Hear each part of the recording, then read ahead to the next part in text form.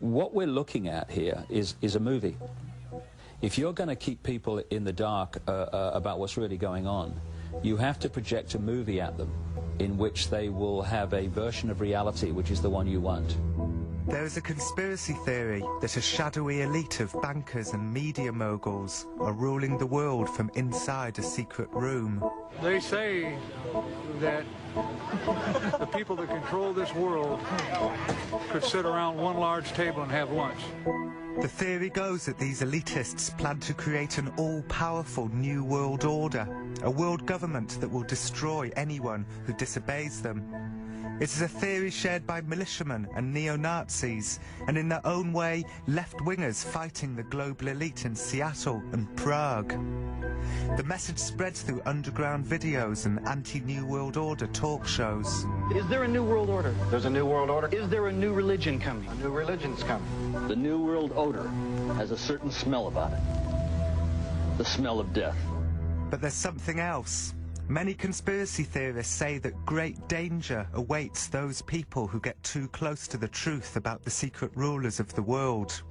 This is the story of what happens to one man who believes he's getting too close to the truth. You know what your radio station is? Thanks for coming in. It's pathetic. Thank you very much for coming in. We'll look forward to seeing it on TV. Thanks. Pathetic. Thanks for coming in. And you say you believe in freedom? You couldn't spell it. Thanks for coming in. Thank you. Nice to meet you. This is life in the free world, ladies and gentlemen.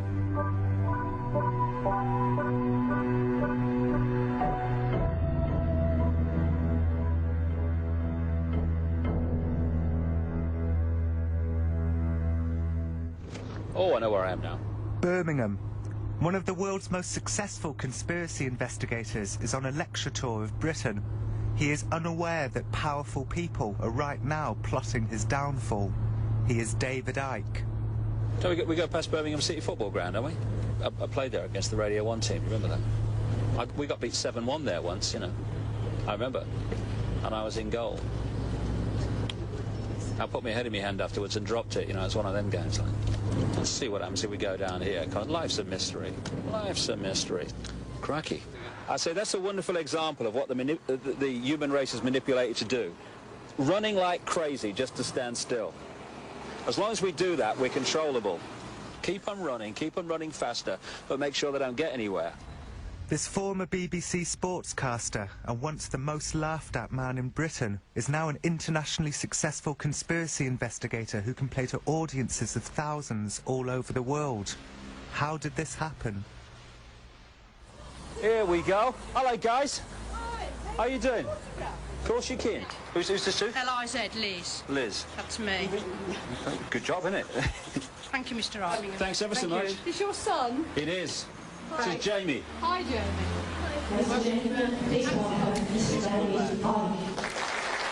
Thank you.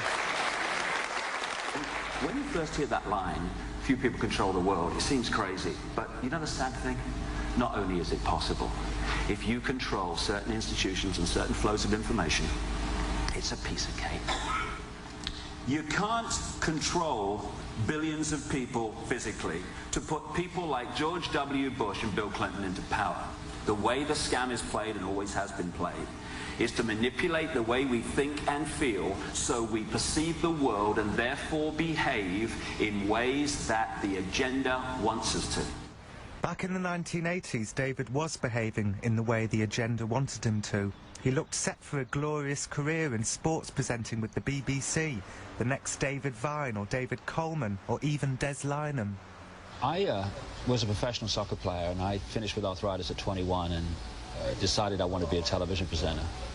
And I worked my way up to be that. I wanted to front grandstand and all that stuff. Well, just 3 months after the disappearance of Shergar, racing has been stunned by the death from natural causes of the 1979 Derby winner, Troy. That must have been fun, right? Well, yeah, it was in the early days, but I got bored with it very quickly. The key point came in the late 1980s. It's a strange story. I was working for the BBC still at the time, and I just felt this presence around me. Like, when I was in a room alone, there was someone else there. I remember sitting in the Kensington Hilton Hotel working for the BBC one night on the side of the bed, and I said to whatever, for God's sake, if there's something there, would you please contact me, because you're driving me up the wall. The voices continued. They told David that he was the Son of God and that the world was about to be torn apart by natural disasters. David was panicked by these messages and he sought advice from a psychic. She starts telling me that I was going to be world famous, that I was going to go out on a world stage, face enormous opposition and tell the story and basically reveal to the world what's really been going on.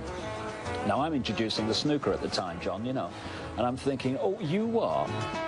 Hello, welcome to the deciding frames of the 1990 British Car Rental Snooker World Cup. So I'm kind of blown away by this. And bingo was on the Wogan show.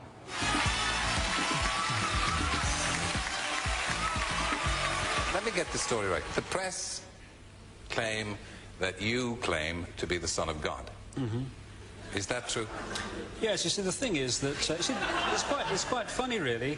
You know, 2,000 years ago, had a guy called Jesus sat here and said these same things, you would still be laughing. It's really, really funny that we've not really moved on that much. The conscious level was doing the interview, and another level of me was observing and going, oh my God, what's going on here? When may we expect tidal waves, eruptions, earthquakes? When these things happen... As they will? As they will, my goodness, they will. When is the first thing going to happen? Well, it will certainly happen this year. The first sequence will begin this year. What will happen if they don't happen? What will happen to you? They will happen because if they don't happen, there will be no Earth. I remember this moment, watching it at home on TV. David said this with such conviction that the audience stopped laughing for a moment. This kind of thing can still shake us up. Could David Icke actually be a soothsayer? At that moment, I think the nation looked to Terry Wogan for guidance. How would he respond? You know, the best way of removing negativity is to laugh and be joyous. So I'm delighted that there's so much laughter in the audience tonight. But no, it's but just let me say this. They're laughing at you. They're not laughing with you. Fine.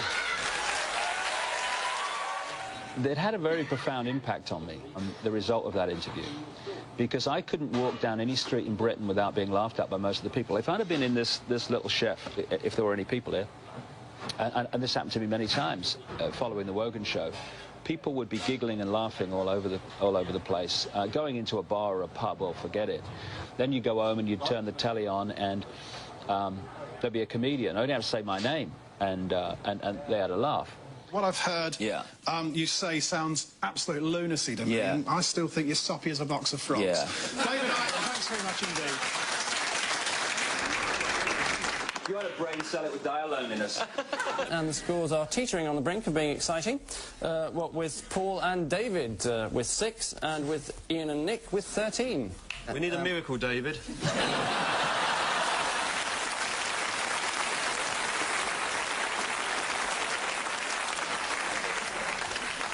Bless you, my child.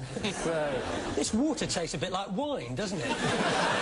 Obviously, my family were, at the time, devastated, because, especially my children, because, you know, their dad was now a figure of ridicule. They were followed to school by journalists, or the kids at school took the mick mercilessly. Of course, the cataclysmic flooding did not occur, but David didn't allow this to destroy him. In fact, the experience of being laughed at across the media led him directly to his current belief that a shadowy elite secretly controls the world.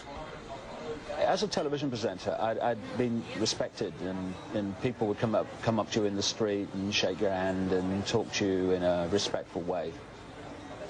And then suddenly, and I mean suddenly, overnight, that was transformed into Ike's a nutter. That was so important for me in understanding, when I started to get into the manipulation, the agenda, the conspiracy, in understanding how it was possible for a relatively few people in key positions to run the world. They do it by manipulating the way people think and feel. David's new theory struck a chord. Few people had believed him to be the Son of God, but many agreed that a shadowy elite, an Illuminati, was secretly ruling the world. His audiences began to grow. And now, as people start to see what I'm about and start to realize that Ike did not go crazy, and they're now being able to lift their heads up and say, that's my dad. You laughed at him, didn't you? But look at him now. The conspiracy theory world is highly competitive, and ever since David burst onto the scene with his extraordinary new theory about the genetic origins of the shadowy elite, his fellow conspiracy investigators have been scandalized. Now is the time! Not tomorrow! Not next week! Not next year! We're engaging an info war! Everywhere I've been, meeting people who are trying to uncover the great conspiracy, the subject of David Icke always seems to come up. So what's David Icke doing on TV? We have a lot of different producers. You just get tired of the real meat and potatoes, the real issues. So he's gone for all the ridiculous Hollywood stuff of David Icke and the blood-drinking lizard people. So what does David Icke do? He talks about the Federal Reserve, the Bank of England, these global elitists, these power structures, all real, all true, all demonstrated by bills and executive orders and prime ministers and premiers and presidents. All real meat and potatoes, something you can bite into, something that is easily demonstratable. And then you've got David Icke at the end of all this. He says, by the way, they're blood-drinking lizards. Who's going to have the guts to stand up on a stage and say that reptiles run the world? I mean, who's going to do it? No one's ever going to do it. We're never going to find out, are we? So, people were coming up to me and telling me how they had seen people, overwhelmingly in positions of power, though not always, turn in front of their eyes into a reptilian humanoid figure and then go back again. And of course you hear one and you think, ooh. And you hear two and you think, oh my God, back burner. You hear three, you hear four, you hear five, you hear six in different countries. Now these nodules on their head are something that come up again and again, and for some reason drinking human blood, particularly the blood of blonde-haired, blue-eyed people, seems to be very beneficial to holding mammal codes open. Blood, Al Gore needs blood to drink, so does Prince Philip. I mean, it's asinine. And it's being picked up by people, and so it discredits all of the reality that people are talking about. And that's the problem with David Icke. He's got a good line to a point, and then he discredits it all. It's like a turd in the punch bowl. That's his job. He's got this nice big thing, you know, this nice fruit punch, nice ice cubes floating around in it, you know, and then he takes a big dump right in the middle of it, and no one's going to drink out of that punch bowl. But is he in league with them to do that? I think he knows what he has to do in a controlled world to get away with what he's doing and be given attention. And he's either a smart, opportunist con man, or he's completely insane, or he's working for them directly. But I tend to think he's just a con man who understands how things work and is just a real opportunist.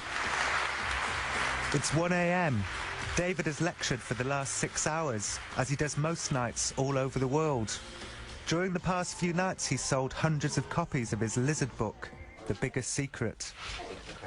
I just want to say I felt very inspired by it. Right. Well, I do this all over the world, week after week after week. You know, I'm inspired by it. You know, we're moving so many books in the States now. Biggest Secret. Yeah.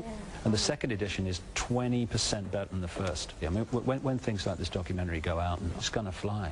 Yeah. I'm as well known in South Africa now as I am in Britain. Yeah. Oh. God, I'm so knackered. I haven't seen you score a goal yet, JJ. Oh, no. Oh, here we go. Oh. Come on. Come on, Leicester against... See if you can score against Leicester against Liverpool. Oh, I've got to do it with this. It's a bit more style, isn't it? David is not bothered by his fellow conspiracy theorists' antipathy towards him. Oh, he scored!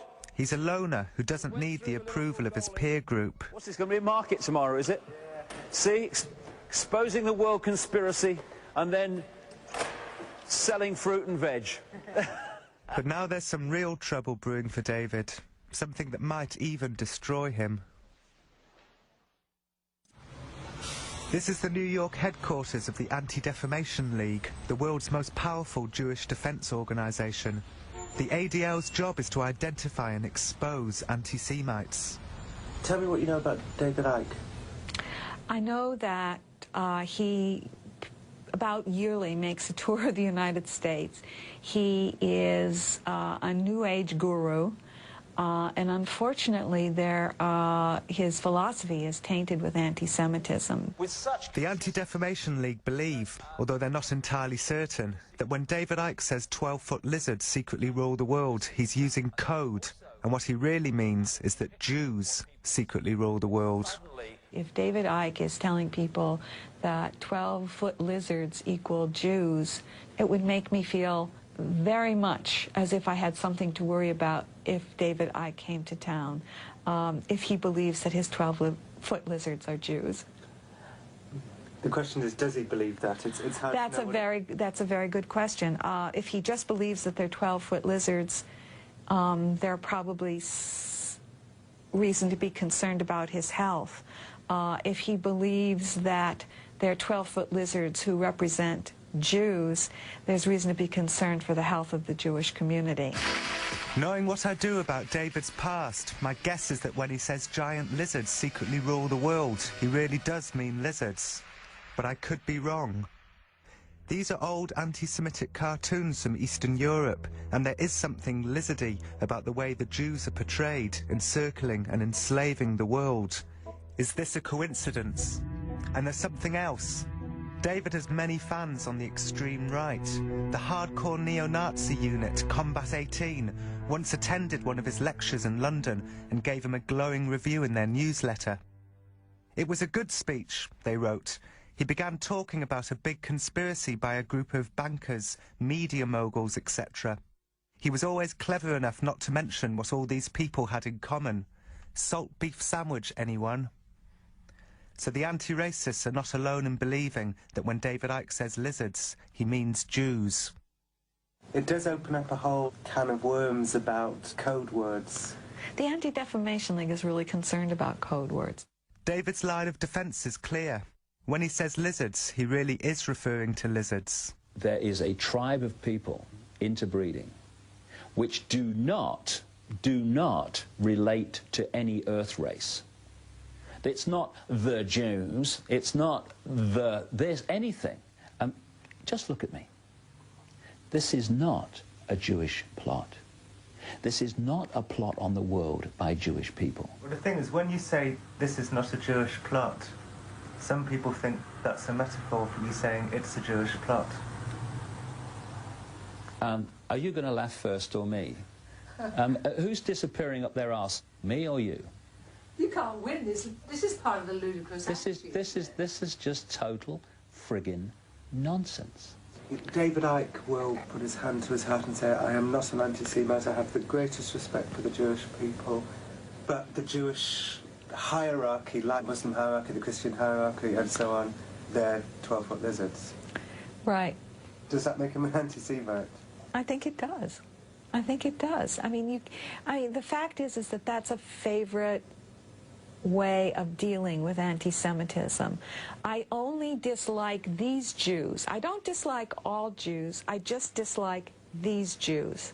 And somehow these Jews are the absolute epitome of what being Jewish means in the world. For all the anti-Icke discord that exists in the conspiracy theory world, there is some solidarity when it comes to feelings about the Anti-Defamation League. Any of us that are working to stop this New World Order, we're their enemies, and the best thing they can call us is an anti-Semite, because then the whole world hates us. You say, anti-Semite, oh, that's the next thing towards Satan himself. I mean, that's like calling you Satan, you see. So that's the first thing they hit you with if you start talking against the New World Order, that you got to be an anti-Semite. When you say they, who do you mean? Anybody in what we call globalist. My own feeling is that the ADL is an Illuminati front. See, in all these different religions and all these different belief systems and all these different cultures and races, the Illuminati have to have organizations, otherwise they're not controlling the game. There are areas that are unpredictable, and there's one thing the Illuminati can't stand. And I think their genetic structure is part of this. They cannot stand anything that's unpredictable. Last night was great, and the bookshop Orderson said they could have sold the tickets twice over in the end. The more time I spend with David, the more I'm convinced that when he says lizards, he means lizards. And I would emphasize, you know, we all have a reptilian part of the brain called the R complex, a very ancient part of the brain. We all have a reptilian past. I mean, there are still some people in the world that are born with tails. Could the Anti-Defamation League be falsely accusing David of anti-Semitism because he's getting too close to the truth? Are the ADL part of the shadowy elite? Does the shadowy elite even exist? I wanted to get to the bottom of it, and I felt that the answer lay within the simple question. When David Icke says lizards, does he mean lizards, or does he mean Jews? Vancouver. A coalition of prominent anti-racists have organised an emergency anti-Icke meeting. There are powerful people here, members of the ADL's Canadian affiliates, the Canadian Jewish Congress and B'nai B'rith. This coalition is convinced that when David says lizards, he means Jews. Above all, I think David Icke represents a political threat. His writings are anti-Semitic.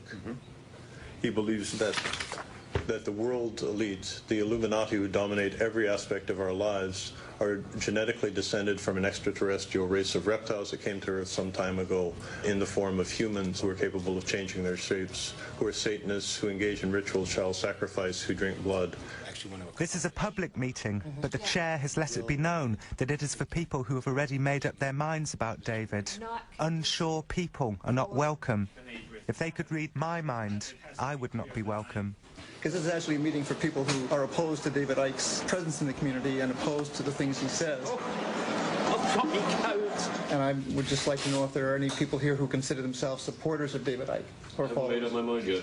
I don't know what he stands for. This is not a meeting to debate what David Icke stands for. This meeting was called by people who have a very good understanding of what he stands for, and that what he stands for is against community values. So that's what the purpose of this meeting is to organize against David Icke. I want to make a trunk call. Why does everyone make fun of this elephant? I don't get it. Well, people make fun of people sitting in elephants because it's funny, that's why. People say I'm flipping mad. I mean, crikey, I don't sit in elephants. Who quite clearly, in my view, is acts as a conduit to some extreme far-right organizations. Combat 18, responsible for violent attacks on minority groups. So I see this as a real political concern in terms of what his agenda is. I have a question for the man that just spoke. Do you see the Patriot movement as bad things? I see them as far-right, anti-Semitic, racist ideologies.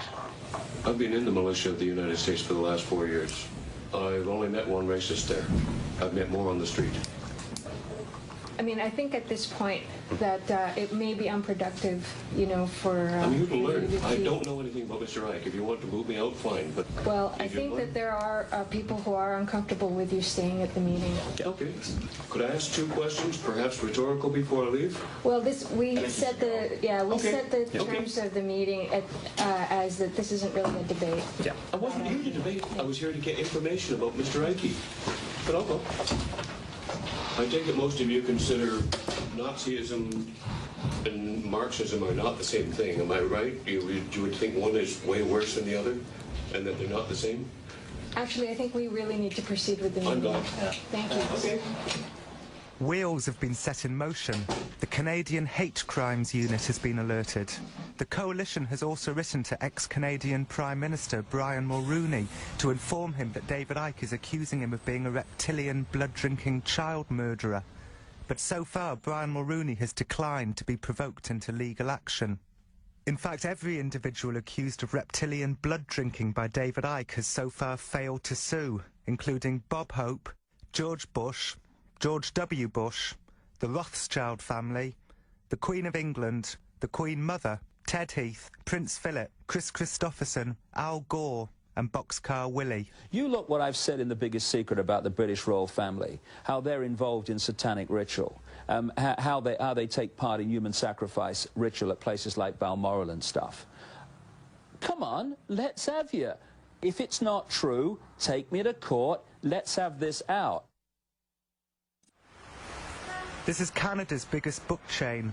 Today, David has been invited for a book signing, unaware that the coalition has telephoned ahead to warn that if the event goes on, there could be violence from other racists. If we're going to live in a free world and have the freedom of expression, how is that going to be defended if all it takes to stop it is one phone call threatening violence? I'm not debating. I'm saying that right now the situation is that we chose not to have it because there was an issue of security, and I'm getting concerned about this right now. Pamela, you're not willing to debate it because you have nowhere to go. Well, that's the truth. If that Please don't complain when your own freedoms are taken away. Thanks for your time. You're very welcome. These are your freedoms. And you don't realize that you're playing a part in destroying your own freedom by being just another clone of a system you're not interested in because it makes life more difficult to think about it. It's your freedom. I could walk away from this.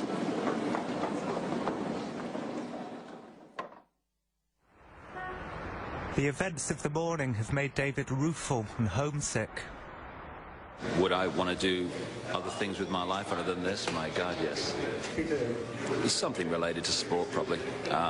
You know, I still love sport and all that stuff. But the thing that kills me most about doing this endless friggin' traveling is missing great chunks of my little boy growing up. There's not a day goes by without me feeling the agony of that. What have you got to do this morning? I've got a talk on a radio station, and then there's 2 television interviews. Don't ask me who they're with. Don't ask me anything about them. I feel like a mobile mouth, you know, sit you down and ask you questions, and you start talking. It's kind of strange life. You know, it's like my mother. When are you going to get a proper job out of Dave? When are you going to get a proper job? Never, never. Because this is a proper job, I guess, strange as it is. Radio 1 Broadcasting. Is this the one? Radio 1. Is Tony Blackburn here? Yes, thanks. Hello. Hi. David Icke. I've kind of been interviewed on a program at 10:15. Right. We have reviewed the material which was submitted to us. Say again?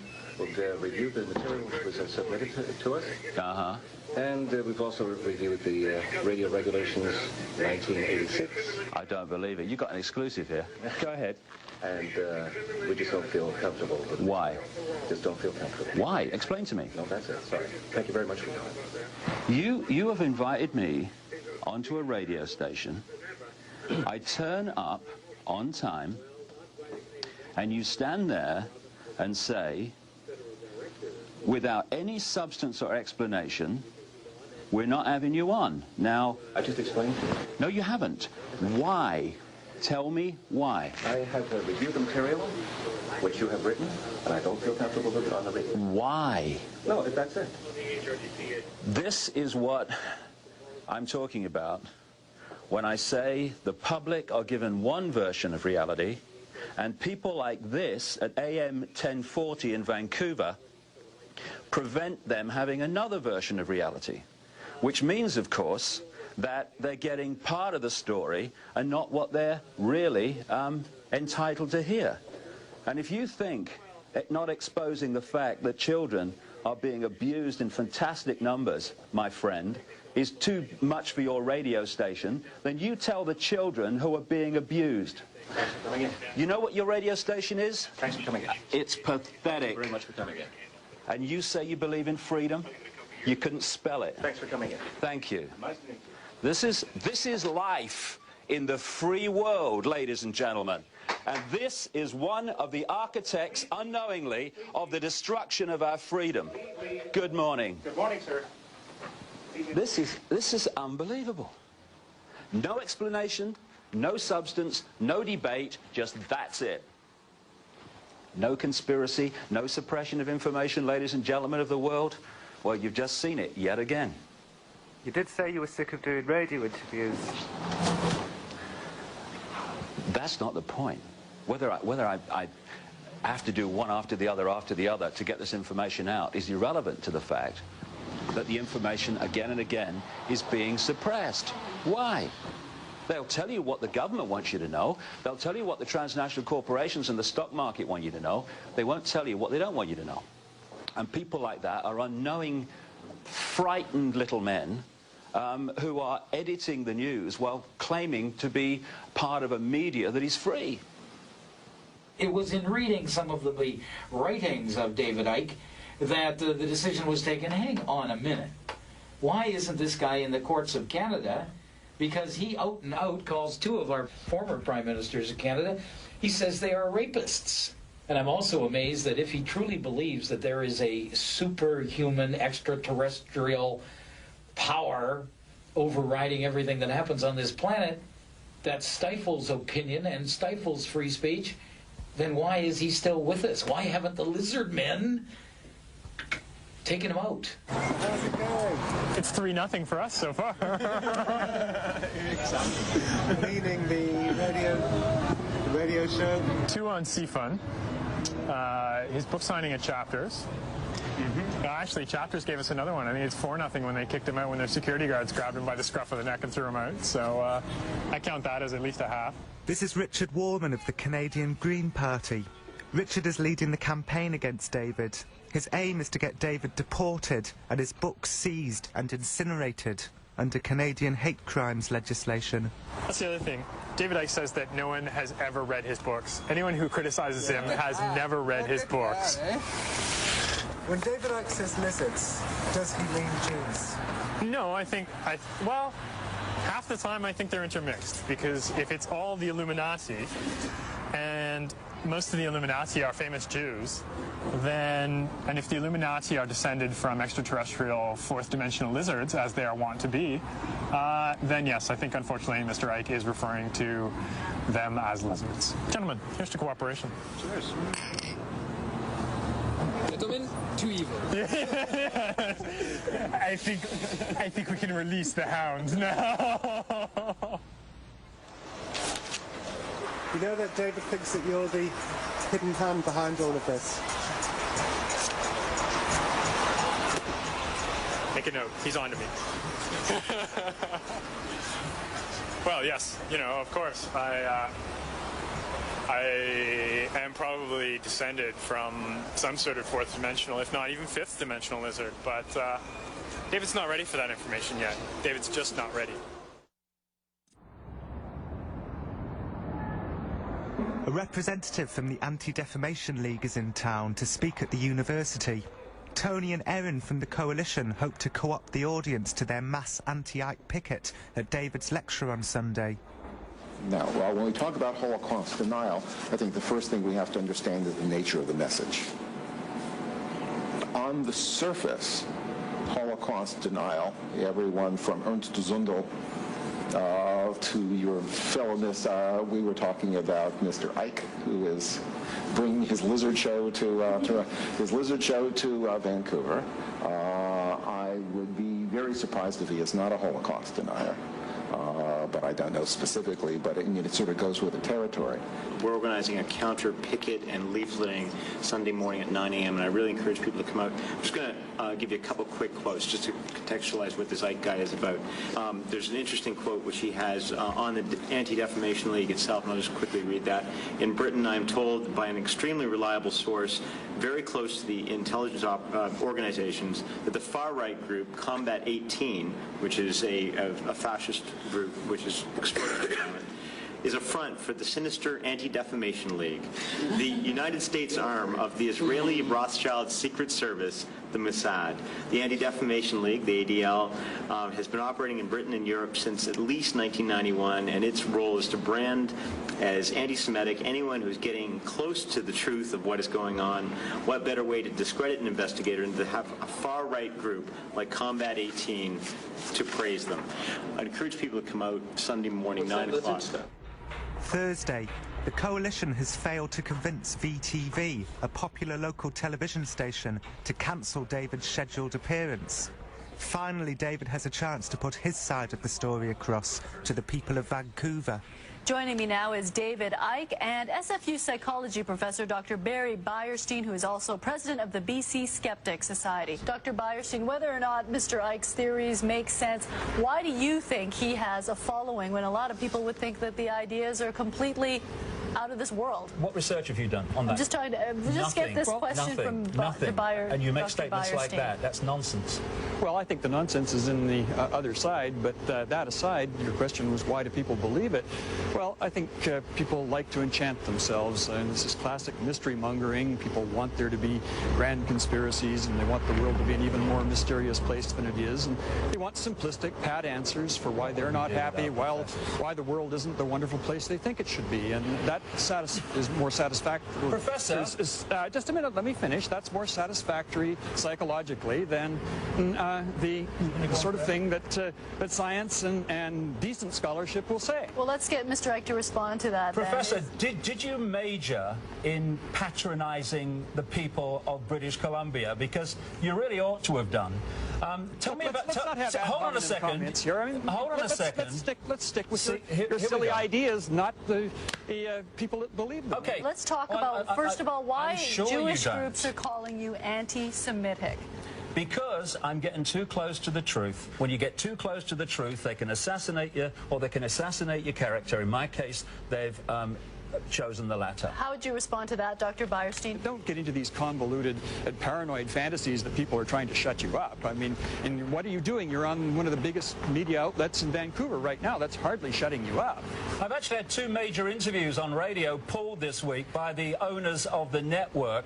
I've had book signings cancelled because of attacks on my character. You want to read the papers a bit more, mate? In the days that follow the TV debate, David's fans begin approaching him on the street, sometimes breaking into spontaneous rounds of applause. Some of the coalition privately admit to me that the whole thing is beginning to backfire. See you Friday. All right, good. Great. Okay, bye. Smash it. Lovely to meet you. Bye. The Jews are drawing their own parallels. They think, you know, they believe that they are the Illuminati that David's talking about. They're just paranoid. It's not true. He's not an anti-Semite. I've been described as weird, but never deliciously weird. Is that an improvement, Jim, you reckon? Yeah, well, I brought you a few copies there so far. Vancouver's urban voice. And I'm deliciously weird. I think I'm making progress. The anti-Icke coalition seems to be falling apart.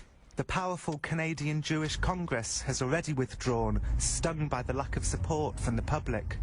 The people of Vancouver seem to like David and the Lizards. I dropped a few books off at Granville Books. Yeah? They're all sold out. They want more. Really? Yeah. The book's going like fire in this city. The strange thing is that many in the coalition share David's conspiracy theories about an evil elite ruling the world. This is what the left-wingers here were battling against in Seattle and Prague. They just don't believe these elitists to be shape-shifting lizards or Jews.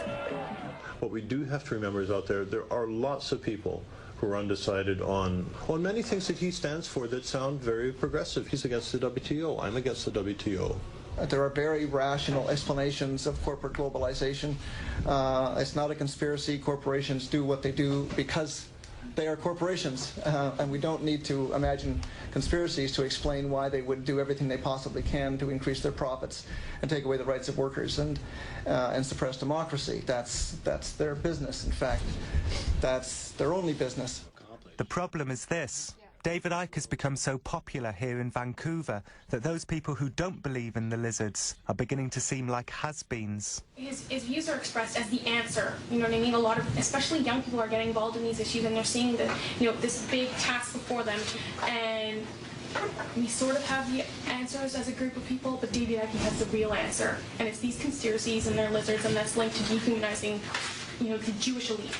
People who are just finding their ground on these issues are like, don't tell me I'm stupid, I'm looking for some answers, and he seems to have them. But it is all over for the coalition. By the end of the week, they disband. In getting David banned from radio shows and book signings, the anti-elitists have themselves behaved like a shadowy elite, like the hidden hand, and nobody likes a shadowy elite. The few remaining protesters resort to desperate measures. There's a group in Quebec called Les Antartistes, and what they have done is they've basically taken, to use a British expression, they've taken the piss out of a lot of public figures. And the method that they've chosen to do it in is by cream pieing them. We would never encourage anyone to engage in an act that might be construed as an assault. It'd be hilarious, but we wouldn't certainly go out and suggest anyone engage in that kind of behavior. Saturday, yes, at the book signing event on Granville. I would not encourage this? That's right. I would never encourage someone to be there at 1 o'clock with a cream pie. All right, I'll pass that right along. The only targets are people who are so pompous and so full of themselves that they desperately need to be taken... They need some public humiliation. Yes, and exactly. How can you take anyone seriously when they got a pie on their face?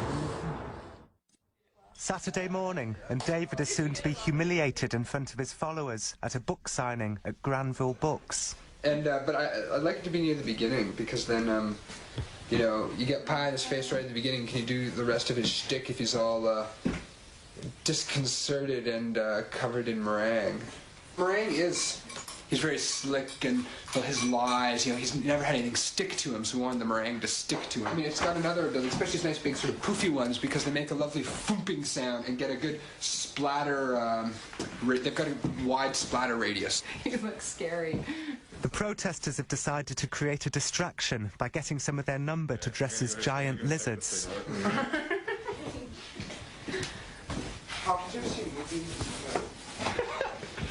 I don't know if we look like the proper kind of New Age flakes. That's the thing, though. It's not just New Age flakes. Like, look at Mr. Militia Man that showed up to the meeting. Like, there's like a lot of different kinds of people. Hey. Oh my God, what are you doing here? Exactly. These are our, for the lizards to wear? This is perfect. This is rational thought. That's great. Lizard boy can't open the door. How are we ever going to rule the world if we can't open the door? At 1 o'clock, David and I walk the 3 blocks from the Rosedale Hotel to Granville Books. I am feeling just terrible about my passive role in the impending pie attack, but I give David no clue as to what's about to happen. Okay, perfect. I always get butterflies, but it's kind of more of an exciting thing. Like, ooh, like if I didn't get butterflies, it wouldn't be as fun. It would still be fun. I'm just hoping there's no total wingnuts in there that are, you know, going to react in a hostile way towards us. Oh yeah. Okay. So David, we're going to put you upstairs. Upstairs? Oh. I can look down on the world like Buddha. Hello, David. Hello. Nice to meet you. How you doing? Hello. Nice to meet you. Thank you.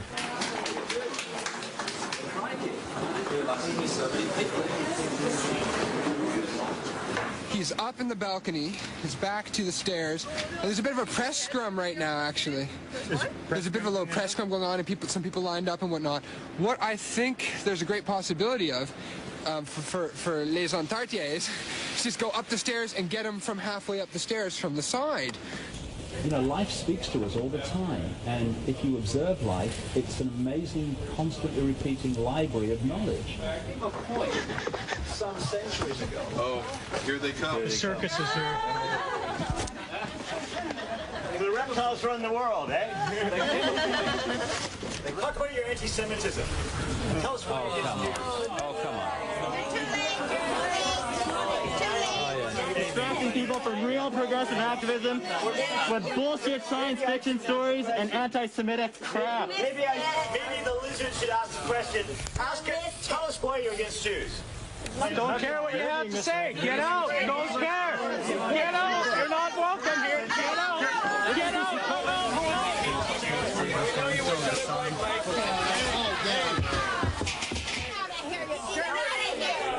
This, ladies and gentlemen of Britain, is anti-fascists at work.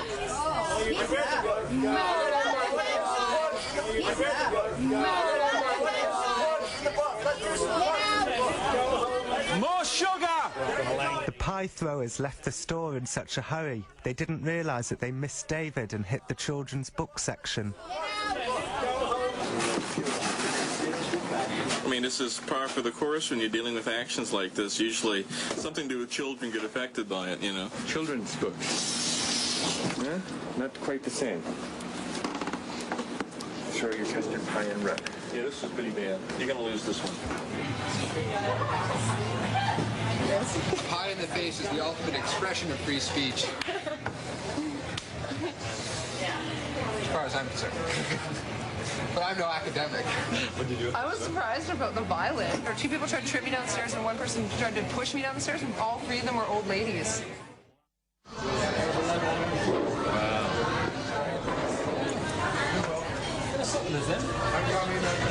We're just worried about getting pies sitting so close. Who wants pies for dessert? It's funny, I was walking back after they threw the pies all over me, and there were people looking at me in the street, you know, like that, and I looked at them and I said, I'm just a messy, you know. It's a privilege to be with you. Cheers, guys. Okay, the last music before Daniel comes on. Are we listening, or are we? And then after that, Daniel comes on, does his introduction. His final line will be, and as people are going to see today, David Icke's going to keep talking no matter what. At which point, right on the end of those words, we need to hit that Boy's Own song, No Matter What. How many people are going to come today? I heard somewhere around 1,000 people will be attending. So obviously, whatever he has to say must be more than fascinating and interesting. He's definitely not a madman. Anyone that says it must be a mad person. You know, there's no way that he's a madman, because people don't come and travel and spend $50 or $60 a ticket to see a madman. The coalition had originally planned a mass demonstration outside David's sellout lecture, but in the end it has fizzled out to just a few leaflets. What does it say? Oh, it says a lot of rubbish. David Icke is part of the problem, not the solution. Well, I don't know what he is, but I think when people get this scared that they're printing this kind of rubbish... Well, you haven't read it yet. I can tell by this bit here at the back. So what? Let him make a fool of himself if that's what he's doing. Someone called me a fascist. I thought that was really...